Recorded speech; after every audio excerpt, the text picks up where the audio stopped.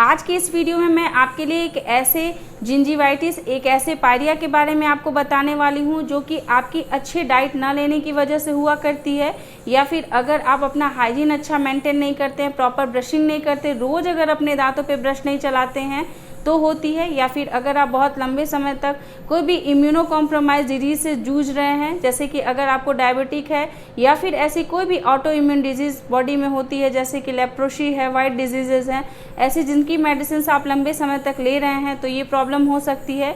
Even अगर आपका जो दांत है वो इतना ज़्यादा इसमें कमज़ोर हो जाता है कि आपका दांत और मसूड़े के बीच का जो कॉन्टैक्ट होता है इतना ख़राब होता है कि वहाँ पे पस फॉर्मेशन होने लगती है, ब्लीडिंग होने लगती है।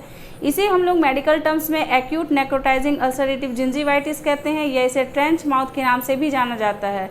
वीडियो बहुत ज़्यादा इन्फॉर्मेटिव रहेगा, अंत तक जरूर देखिएगा। उसके बाद भी अगर आपके मन में इससे रिलेटेड कोई क्वेश्चन हो, कोई डाउट हो, तो कमेंट जरूर कीजिएगा, बहुत जल्दी इसका आंसर करेंगे। हेलो दोस्तों, कैसे हैं आप सब? मैं आपकी डॉक्टर ज्योति पांडे। सबसे पहले हम लोग ये बात कर लेते हैं कि इसे जो है ट्रेंच माउथ क्यों कहते हैं, मिलिट्री डिजीज भी कहा जाता है, तो वैसा क्यों कहते हैं।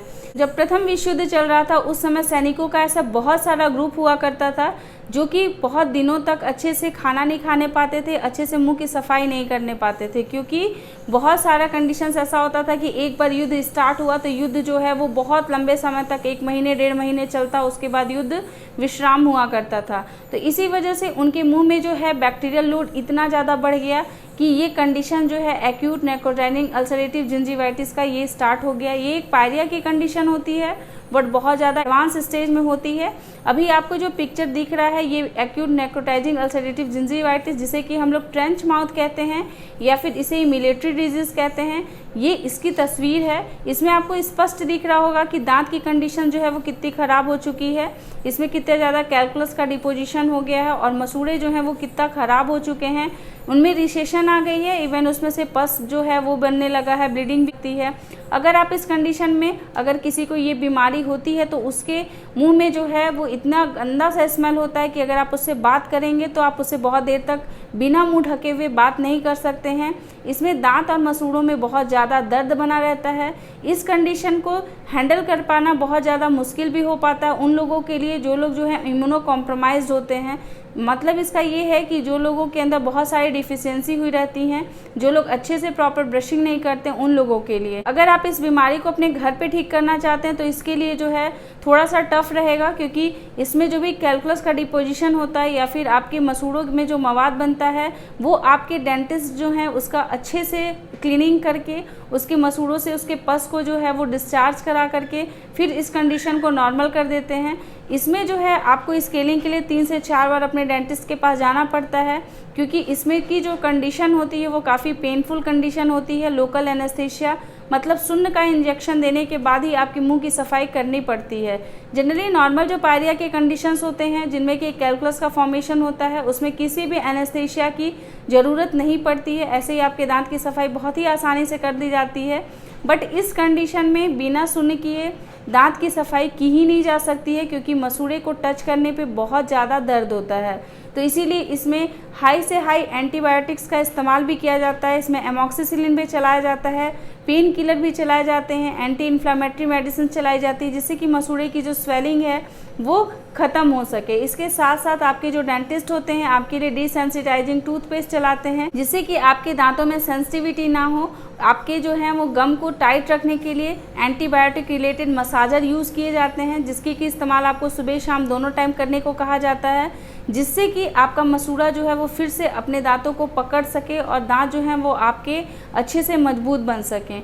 तो ये वाली कंडीशन जो है वो बहुत ही रेयर होती है, मतलब 0.5% से लेकर के 11% पॉपुलेशन में देखी जाती है, बट होती है। ऐसे कंडीशन में पेशेंट जो है वो काफ़ी पेन महसूस करता है, उनको ऐसा लगता है कि उनको सारे दांत जो है उसको निकलवा लेने चाहिए और लास्ट में उसमें बत्ती सी लगवा लेनी चाहिए। बट अगर आप इसके मिड स्टेज तक अगर अपने डेंटिस्ट के पास पहुंच जाते हैं तो आपके बहुत हद तक दांत जो हैं वो बिल्कुल सही हो जाते हैं। तो इससे घबराना नहीं है, बट आपको अपने इम्यूनिटी को स्ट्रॉन्ग करने के लिए अच्छे डाइट को लेने की आवश्यकता होती है, जिसमें कि पूरी विटामिन मिनरल्स जो हैं वो भरपूर मात्रा में हो। फ्रूट्स का सेवन ज़्यादा से ज़्यादा किया करें। मसूड़ों को स्वस्थ रखने के लिए विटामिन सी बहुत ज़्यादा उपयोगी रहता है और आपके दांत को स्ट्रॉन्ग रखने के लिए कैल्शियम इंपॉर्टेंट होता है। तो सारी चीज़ों का जो न्यूट्रिशन है वो आपको ज़रूरी होता है, जिसकी वजह से आपके दांत जो हैं वो स्ट्रांग बने रहें। कभी भी दांतों की सफाई, अगर आप ऐसा होता है कि कभी अगर आप बाहर गए हैं और आप अपने दांतों पे ब्रश नहीं कर सकते, इतनी टाइमिंग नहीं है आपके पास, तो आप माउथ वॉश का उपयोग ज़रूर करें, या ऐसे भी अपने फिंगर से आप टूथपेस्ट या फिर कोई भी लोशन जो है उसका इस्तेमाल करके अपने मुंह को ज़रूर साफ़ किया करें, क्योंकि डे बाय डे जो है वो आपके मुंह में बैक्टीरियल लोड जो है वो बहुत ज़्यादा बढ़ने लगेंगे, और ये बैक्टीरियल लोड की वजह से आपके मुंह के इन्फेक्शन जो है आपकी बॉडी में भी स्प्रेड कर सकते हैं। तो इसीलिए आपको जो है वो हर 6 महीने पे आपके डेंटिस्ट से मिलने की आवश्यकता होती है, ताकि कोई भी नॉर्मल कंडीशन जो है वो ज़्यादा डेंजरस कंडीशन में ना कन्वर्ट हो। साथ में अगर आप स्मोकिंग और ड्रिंकिंग करते हैं या फिर सुपारी का सेवन करते हैं, तंबाकू का सेवन करते हैं, तो इस कंडीशन में ये एक्यूट नेक्रोटाइजिंग अल्सरेटिव जिंजीवाइटिस के केस में ये सारी हैबिट जो हैं वो बिल्कुल बंद कर देनी चाहिए, नहीं तो आपके दांत जो हैं वो आपके हाथ में आ जाएंगे, बिल्कुल ख़त्म हो जाएंगे, और उसके बाद आपको फिर डेंचर ही आवश्यकता पड़ने लगेगी। इसीलिए अपने हैबिट्स को कंट्रोल कीजिए। वीडियो अच्छा लगे तो लाइक ज़रूर कीजिएगा, ऐसे लोगों के साथ शेयर ज़रूर कीजिएगा जो लोग डेली ब्रश करना पसंद नहीं करते हैं। आपके साथ हर छोटे से छोटे इन्फॉर्मेशन को शेयर करते रहेंगे, लाते रहेंगे नए नए वीडियोस। तब तक के लिए अपना ध्यान रखिएगा, अपने आसपास के लोगों का ख्याल रखिएगा। Take care, bye bye.